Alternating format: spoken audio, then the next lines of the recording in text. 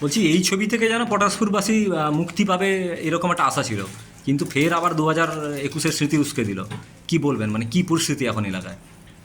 দেখুন, বিগত সরকার থাকাকালীন যে কেলেঘাই, কপালেশ্বরী এবং বাঘই সংস্কার হওয়ার কথা ছিল সেটা সম্পূর্ণরূপে হয়নি, যার ফলে আজকে এই জল যন্ত্রণা পটাশপুরবাসীকে ভুগতে হচ্ছে। আমাদের সরকার 3 মাস হয়েছে, আমরা সরকারে এসেছি। যথেষ্টভাবে আমাদের সরকারের যারা মন্ত্রী রয়েছেন এবং ডিপার্টমেন্টের যারা অফিসার রয়েছেন তারা যথেষ্টভাবে কেলেঘাই, কপালেশ্বরী এবং বাঘই নদীর তীর বরাবর যে সমস্ত গ্রাম এলাকাগুলো রয়েছে সেগুলোকে সংরক্ষণের জন্য বিভিন্ন উপায়ে তারা প্রচেষ্টা করছেন। তো আশা করছি, আমাদের বিধায়ক সাহেবও এক্ষুনি আমাদের এলাকায় এসেছিলেন, উনিও আশ্বাস দিয়েছেন যে জল নেমে গেলে যাবতীয় যা করার দরকার কেলেঘাই বা বাঘুইতে তার সমস্ত রকম ব্যবস্থা আমাদের সরকারের পক্ষ থেকে নেওয়া হবে। আচ্ছা, এই জলটা মূলত কোত্থেকে আসছে? এই জল বলি, এটা বাঘুইর জল, মূলত পুরো পশ্চিম মেদিনীপুর এলাকার দাঁতন, আমাদের নারায়ণগড় এরিয়ার পুরো জল এই বাঘুই নদী হয়ে নামে।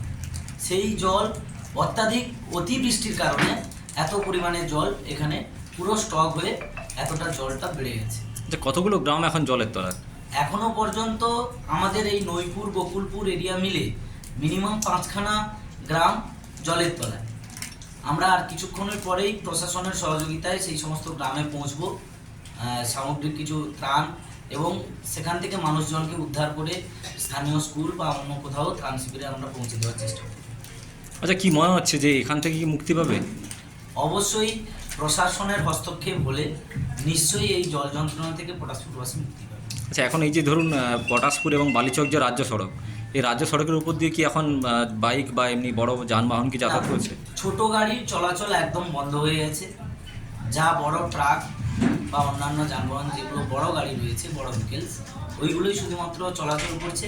বাকি বাইক হোক, ছোট প্রাইভেট কার হোক, এ সমস্ত যানবাহন কিন্তু চলাচল বন্ধ হয়ে গেছে। আচ্ছা, এটা কি জল নিকাশি বন্ধ নাকি অন্য কোনো কারণ? মানে এটা জল নিকাশি বলতে কেলেঘাইয়ের যে জল সেটা প্রপারলি মানে একদম এত পরিমাণে ফুলে ফেঁপে উঠেছে, যার ফলে বাঘুইর জল পাস হচ্ছে না। সেই জল জমা হয়ে পুরো আমাদের যে রাজ্য সড়ক রয়েছে, ডেবরা বালিচক পটাশপুর যে রাজ্য সড়ক রয়েছে, সেই রাজ্য সড়ক মানে বিস্তীর্ণ এরিয়া জুড়ে সেগুলো ট্যাঙ্কি হয়ে গেছে পুরো জলটা, যার ফলে জল রাস্তার উপরে চলে এসেছে।